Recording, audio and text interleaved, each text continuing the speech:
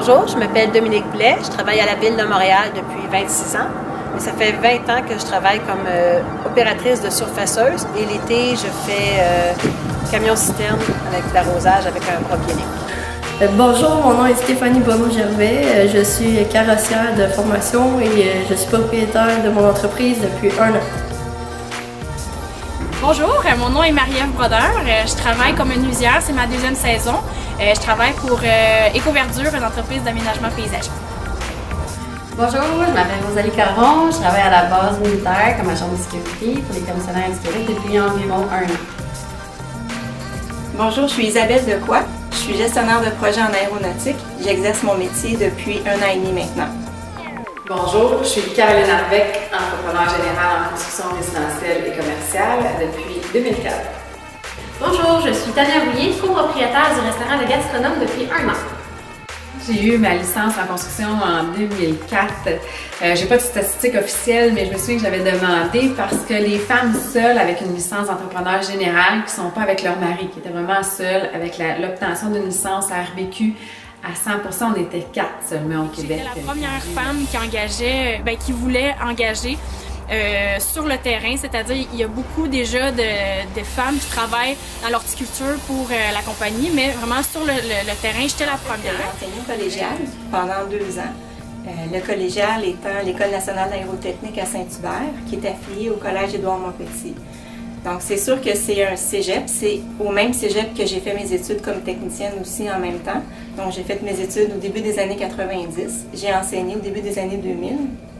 Il n'y a pas tellement plus de filles qu'il y en avait quand moi j'y étais.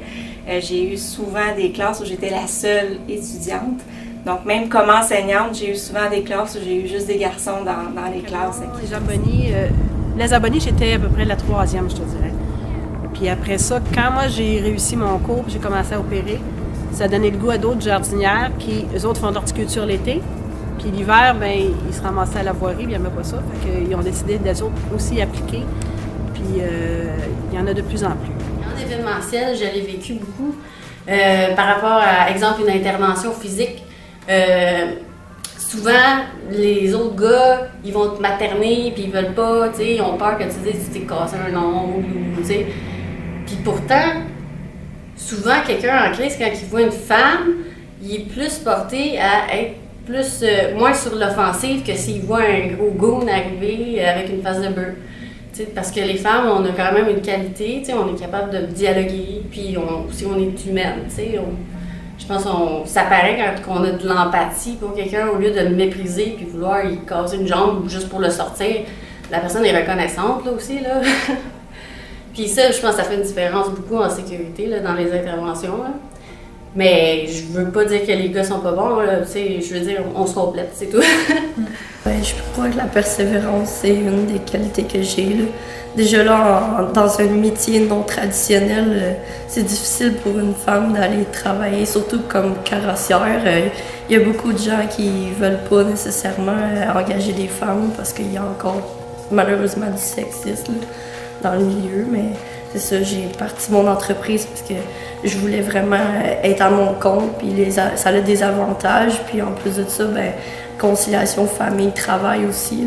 J'ai un petit bébé de 10 mois, puis en bout de ligne, je suis contente d'avoir mon entreprise parce que je peux justement m'absenter plus facilement, puis avoir plus de flexibilité. Là. Des fois, par les clients, avec les clients, je passe par mon copain, même les fournisseurs, je passe par mon copain. C'est malheureux, mais c'est parce que j'ai pas de crédibilité. Quand j'appelle pour avoir, mettons, du stock de peinture, là, de la fourniture de peinture ou un fournisseur, quelque chose comme ça. Quand j'ai démarré mon entreprise, sérieusement, mon copain a été le joueur clé pour pouvoir avoir le stock. Sinon, les gens me rappelaient pas, j'avais pas de retour d'appel. Je trouvais ça un peu malheureux, mais en bout de ligne, mon copain est vraiment la figure en avant pour vendre des jobs aussi.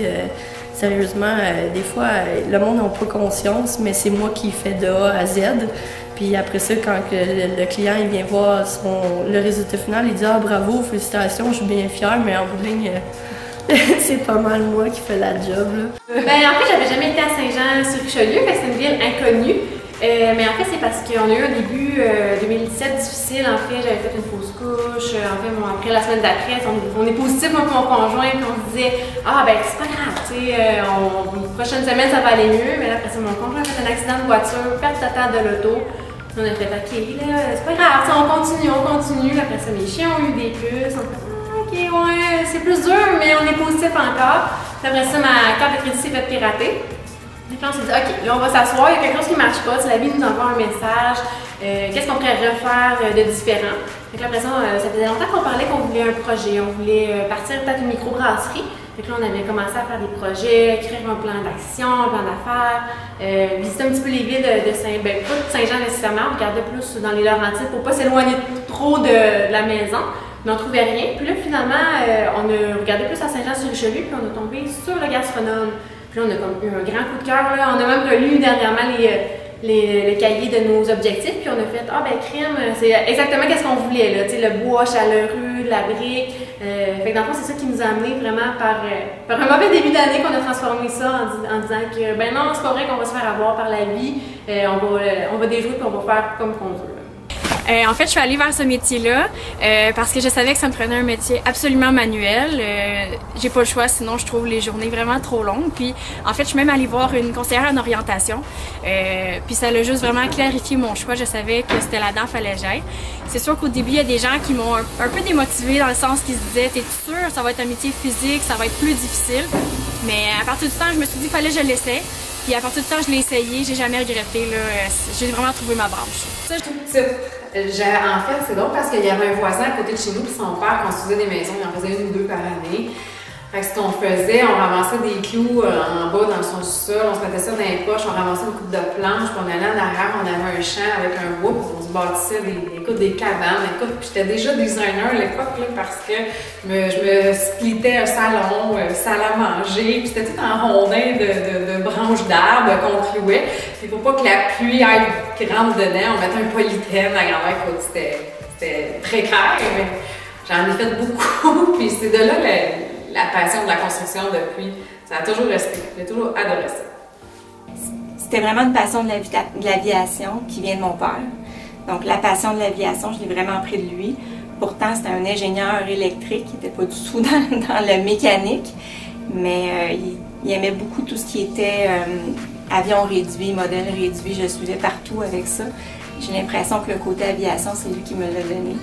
Puis l'École nationale aérotechnique, on n'en entend pas beaucoup parler. On commence à l'avoir un petit peu plus maintenant, justement pour inciter les filles à aller étudier à ce cégep-là.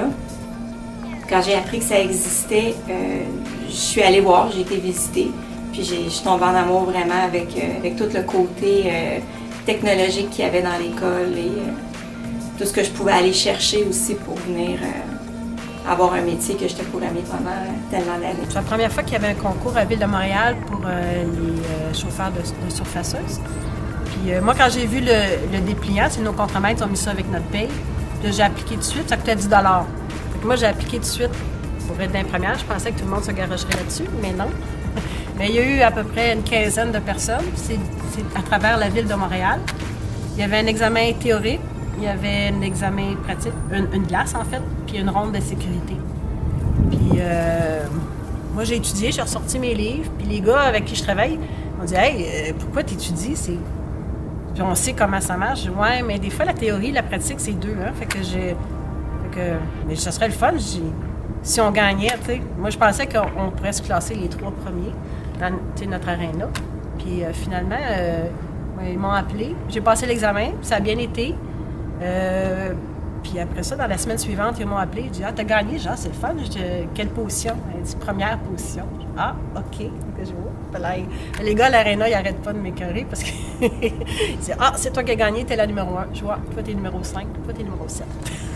La relation que je suis plus fière, en fait, pendant l'école, mon enseignant m'avait parlé des Olympiades canadiennes. En fait, ça se trouve être comme une compétition à travers tout le Canada, dans le domaine dans lequel j'étudiais. Puis, moi, il y a un gars avec qui j'étais allée à l'école, on s'est inscrit.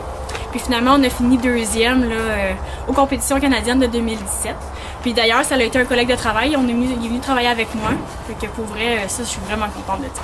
Conseil à donner à une femme qui voudrait faire mon métier, c'est de y aller.